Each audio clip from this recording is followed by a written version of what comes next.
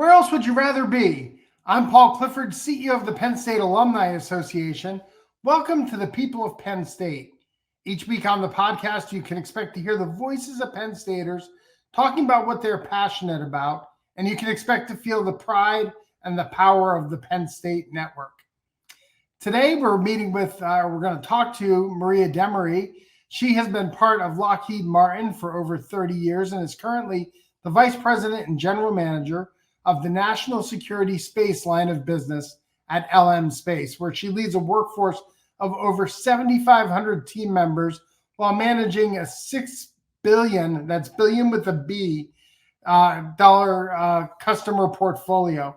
Within Lockheed Martin Space, Maria is a proven thought leader in software-defined satellite architectures, joint all-domain command and control, software factory and digital transformations, and remote workforce initiatives. Moreover, she's an ardent advocate of digital business transformations, workforce engagement, technology methods, evolution, and integration, and embodies an unwavering commitment to customer mission. She is passionate about developing the next generation workforce across the space industry and is an ardent advocate for diversity, equity, inclusion, as well as women in STEM. She's a 1990 computer science grad from the Eberly College of Science. Welcome, Maria, to the podcast. Thank you so much. It's a pleasure to be here today. We're excited to talk to you. So let's start at the beginning. How did you become a Penn State Nittany Lion? Absolutely. So, I think it was destiny at some level. I wrote a paper when I was in 8th grade that I wanted to go to Penn State. I wanted to be a computer science major, and I wanted to work in artificial intelligence. And here I am. I'm doing all those things. And I was from upstate New York, so it wasn't necessarily a given that I'd go to Penn State, but we spent a lot of time there because we had family that lived in State College, so we would visit them frequently. And, it's funny. It's the only college I applied to. Fortunately, they had rolling admission, so I knew by October that I had gotten in, so I didn't have to apply anywhere else. But I have a high school senior right now, and the process. I'm watching these kids apply to 15 and 20 schools and have backup plans and stretch schools. And I just applied to one that was where I wanted to go, and I was fortunate to get in, and I'm just so proud to be a Penn Stater. Isn't it crazy? I remember talking with my father about applying to colleges, and he's like, we have X number of dollars to spend on application fees. So choose wisely the ones that you want to apply to, right? Right. It has changed so one much. time. We just didn't do it. It was a different time for sure. Absolutely. You said 8th grade computer science. I remember my family got our first computer in 1986. It was the Commodore 64. Right. And even at that point, I didn't realize that computer science was going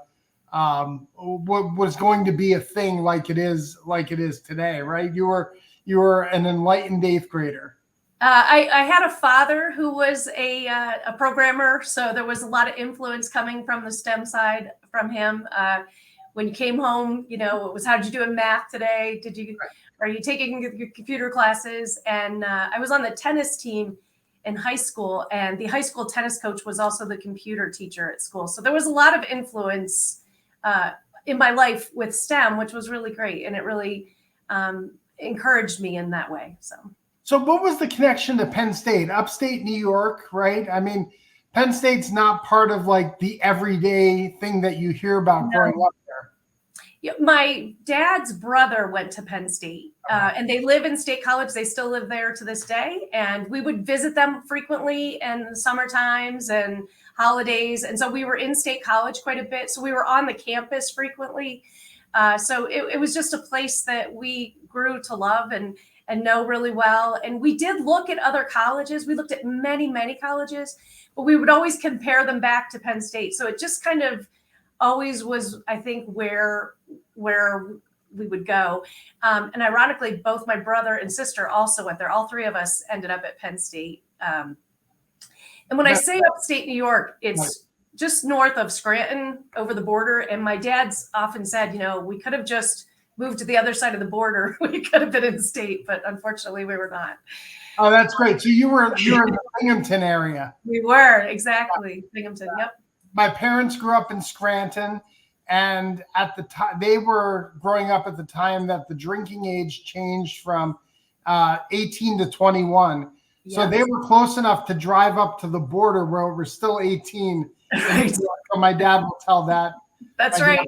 Tell that story. That's right. So, so you come to Penn State, and not only do you get immersed in your coursework and the curriculum in computer science, but you're also involved outside of the classroom. What are some of the activities that you were involved in? Yes, I was.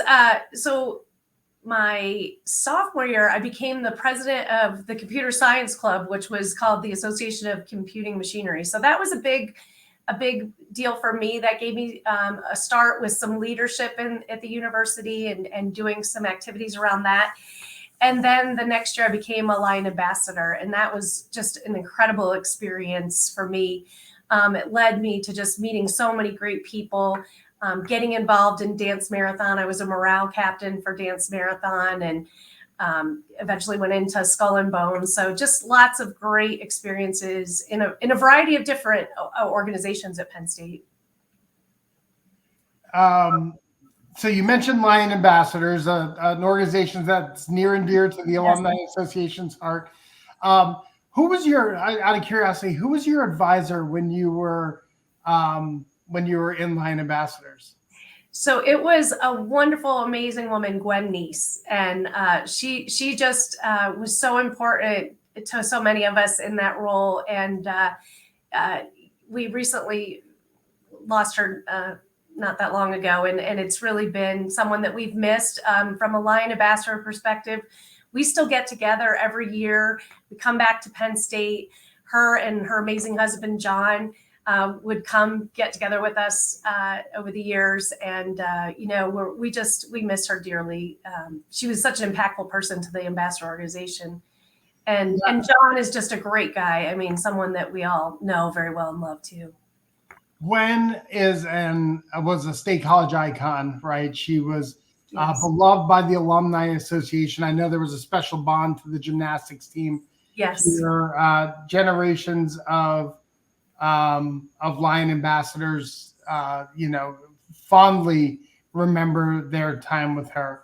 And John Neese, everyone knows John Neese around town. John's become a good friend to me personally, and to the Alumni Association. So two greats.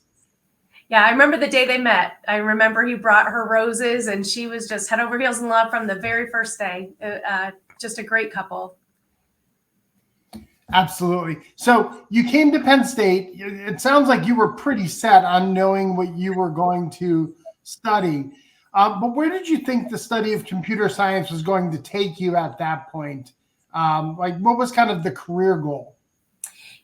I was really interested in artificial intelligence. That was something that was kind of a new topic, and people were talking about it, and it sounded interesting to me. At the time, the way artificial intelligence was really looked at was just writing code that thought of every possibility of how something could turn out and coding it in, and so hasn't really taken off until kind of more recently, as processing power has become more advanced, and now computers can truly learn on their own. So that was my vision, was to get into artificial intelligence. And we are doing that now in the work that we do, which is so exciting and so interesting. But it really took a couple of decades for that technology to advance to the point where it's really something we're using. This is the People of Penn State. I'm Paul Clifford. I'm joined by Maria Demaree. She's the Vice President, General Manager of National Security Space at Lockheed Martin Space. So that's a big title, all right? And maybe to the regular Penn Stater, they might not understand Lockheed Martin or the work that they do in space. So talk a little bit about your role and what LM Space is all about. Absolutely. So I have the absolute honor of leading this team of people who deliver mission that, as we like to say, our tagline is we bring people home. We talk about it in terms of protect, connect, and explore. From a connect perspective, right here in Littleton, Colorado, we build the GPS satellites that you probably use to go on trips or to get somewhere that you've never been before. We're very proud of that heritage. Protecting, we build a number of different kinds of satellites, both that support our service members who protect our freedoms every day, as well as things like weather satellites that can predict more effectively severe weather so that people can get out of harm's way from things like tornadoes or hurricanes or other significant events like that. And exploring is one of the most exciting topics right now, where we're talking about going to the moon and to Mars. And we support those missions, the Artemis missions that will take the first person of color and the first woman to the moon. And then next, we'll be going to Mars. And so we're excited at Lockheed Martin Space to be providing satellites and technologies that support all of those activities.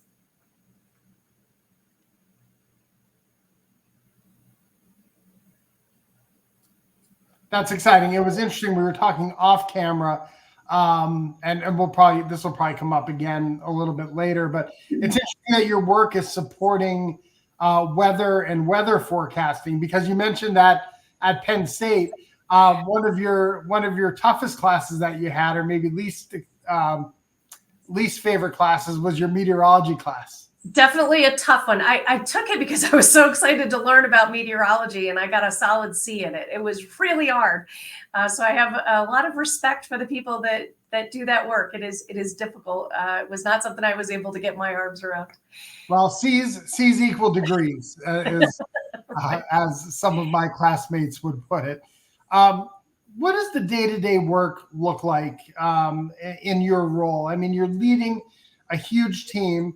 How much of your time is spent on kind of team leadership, and then how much of an opportunity do you actually get to dive into the science and to the actual work that's being done on your team? Our leaders at Lockheed Martin tend to come from within the technical community. So we're a very technical leadership team, even when we're not necessarily the ones doing the architectures or the coding. So I would say a fair amount of my time is spent in meetings where we're talking about technical challenges, that we're looking for solutions. In space, everything is difficult because it's not right in front of you too. So figuring out why something isn't working remotely. A lot of my time and my role at this point is really spent bringing the right resources to bear on the problems. I'm not necessarily the one any longer that's looking at a technical challenge and trying to figure out how to fix it, so much as looking what the problem is and then saying, do we have the resources we need, or do you need me to help you to get something to solve a problem?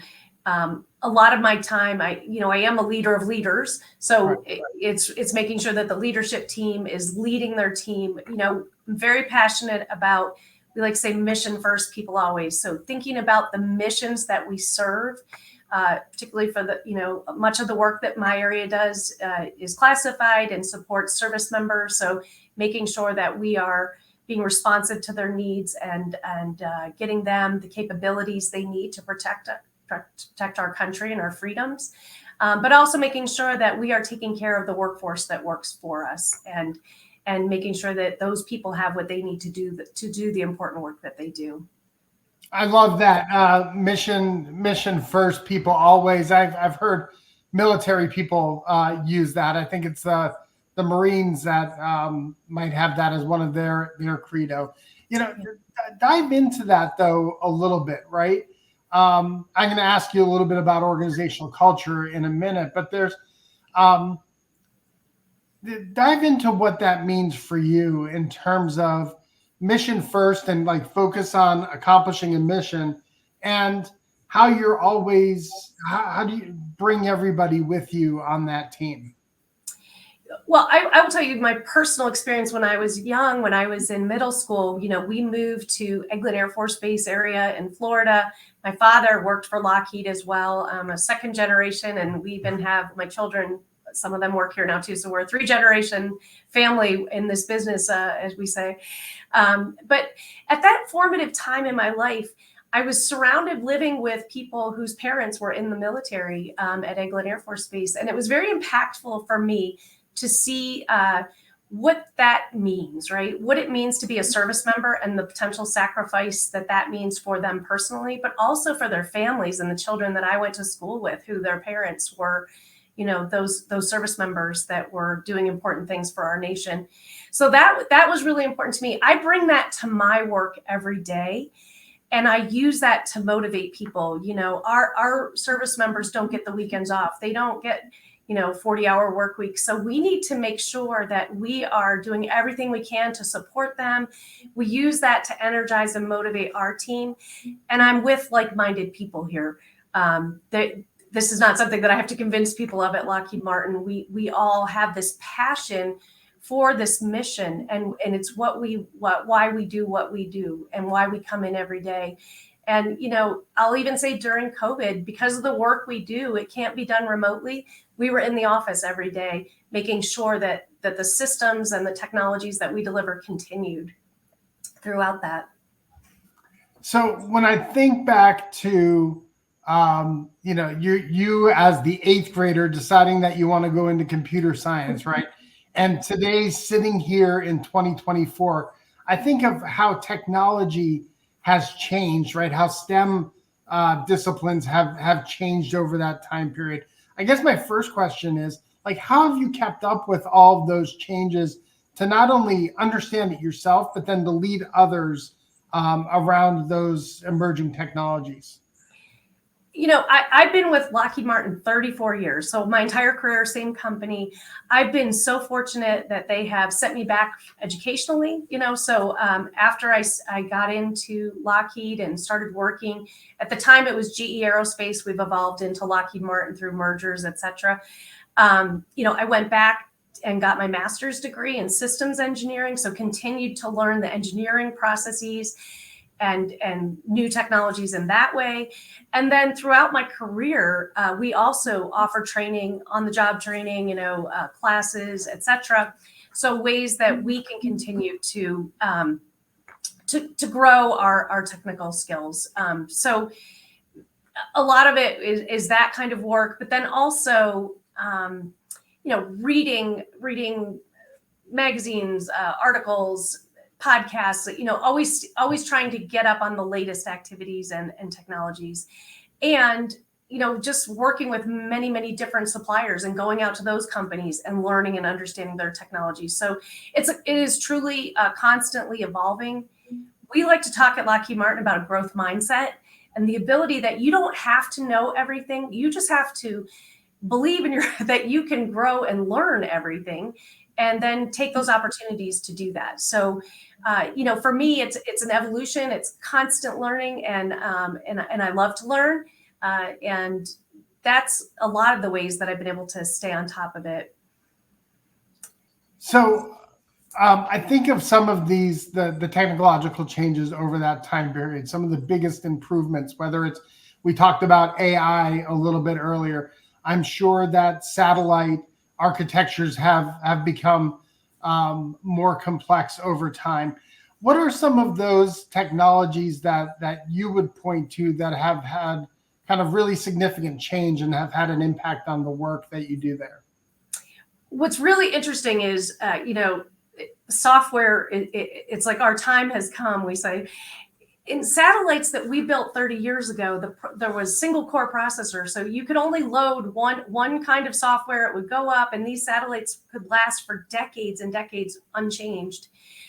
What we can do now, because there's multi-core processing, we can upload updates to satellites. We can change configurations. We can, if we find new vulnerabilities, we can add those in. So we can constantly, with software, be evolving a satellite even while it's on orbit. So what we're seeing is satellites evolving into software.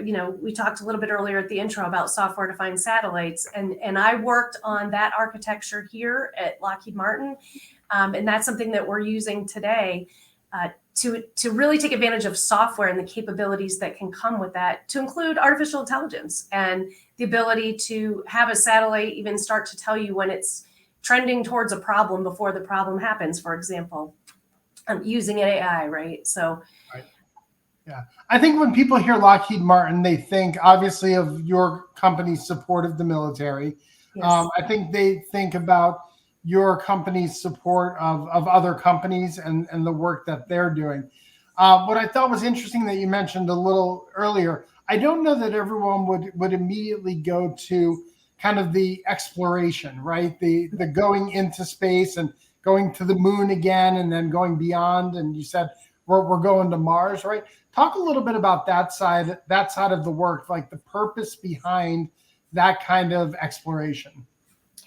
Well, I think it's important for us in so many ways. It's important for us as a nation to be continuing to evolve technology, to go to these places.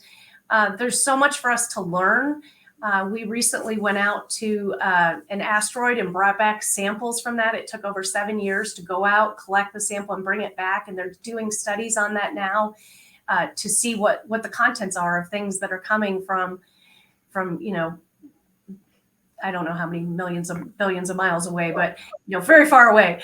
It's not, but there's just so much for us to learn about our origins and our universe, and so it's important for us to be doing that. Also, when we do that kind of work, we are evolving technology, and there's many things that come from space technology that people may not realize.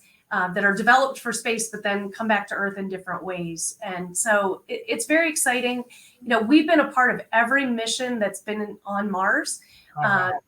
So, we don't always maybe talk about it probably as much as we should, I guess, but we have a great heritage of exploration and support to our customers in that arena. So when you're out and you're recruiting new employees for Lockheed Martin, right? And they want to know about the organizational culture or some of the values that your organization holds true. What are those values that are kind of defining and quintessential of the Lockheed Martin experience? I think for us, it's very straightforward. It's do what's right, respect others, and perform with excellence. And for us, ethics are a critical and important part of our company, especially because of the kind of work that we do and the customers that we do it for. Respecting others is so important. As someone who has been here for 34 years, I've watched us embrace diversity, inclusion, and respect for different kinds of people and bringing people to the table so that we hear different voices so we can solve complex problems with differing thought processes. And perform with excellence. People's lives depend on the systems that we deliver, and we must every day do our best and perform with excellence. And so those are the foundational things that any employee at Lockheed would tell you, I think, are the reasons that we do what we do and how we do it. Those are the guiding principles.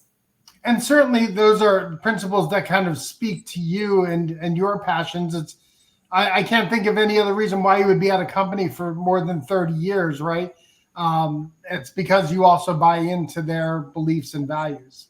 And I can tell you, when I came, I only intended to be here for 2 years. So it was not like, I'm going to go, this is the career that I have to do. It truly was something that I started. And once I got into it, there was nothing else I could do. This is what I have. This is what I feel like it's almost a calling for me to be here.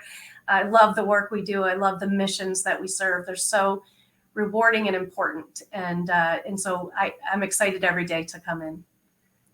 This is the People of Penn State. I'm Paul Clifford. I'm joined by Maria Demaree, and she is the Vice President and GM of National Security Space at Lockheed Martin Space. All right, I prepared you at the beginning, and let's see how prepared you are now. We like to have a little bit of fun here at the end of each podcast, where we call our lightning round. And so I'm going to throw a few quick hitter questions at you, and you just give me the first thing that pops to mind or the story behind.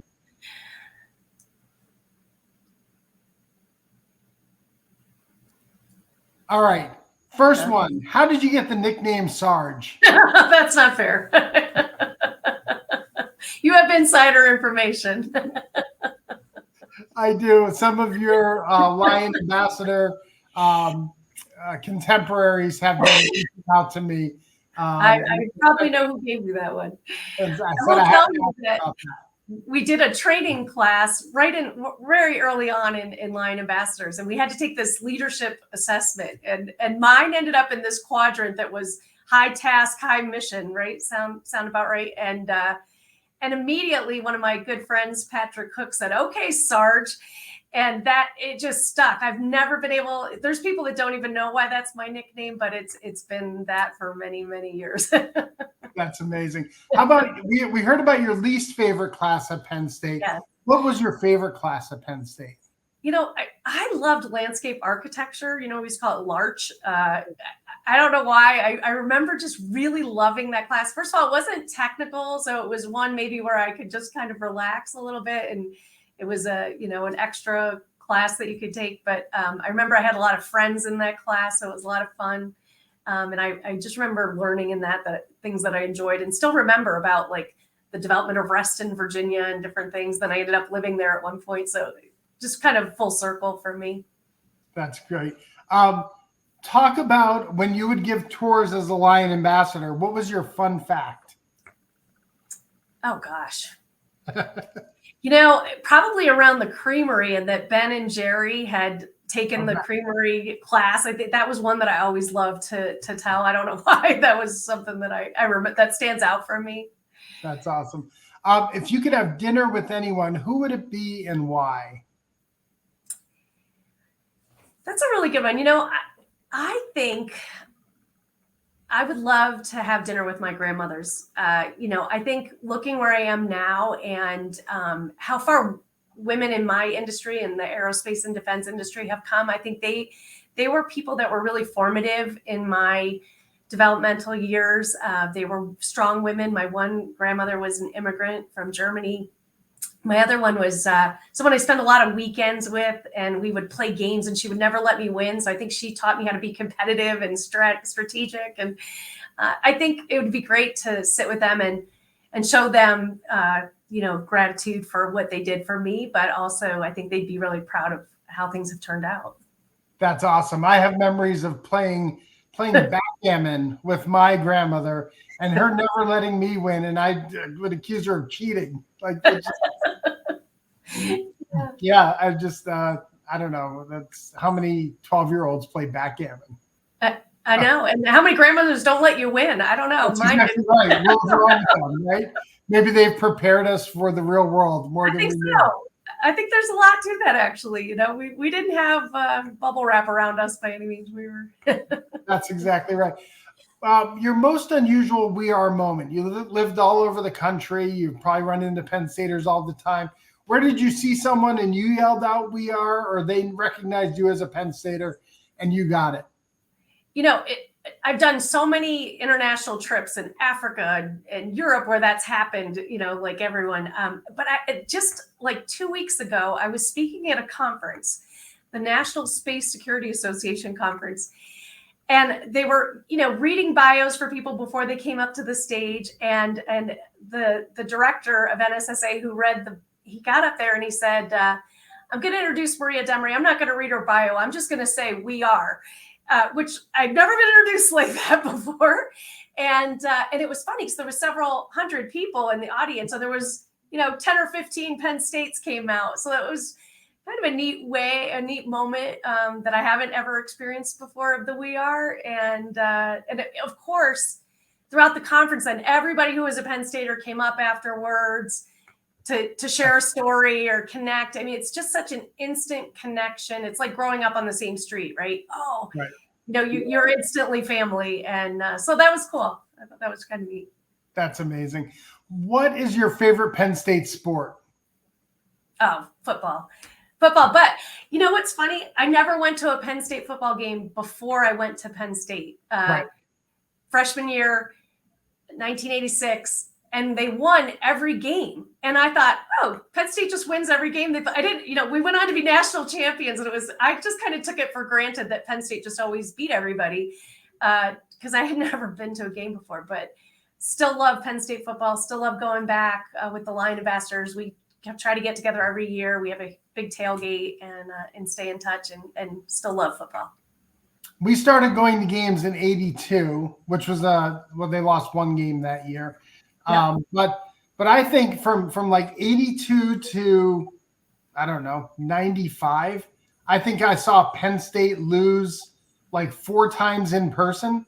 Like it never happened. So I thought this is normal. And then Exactly.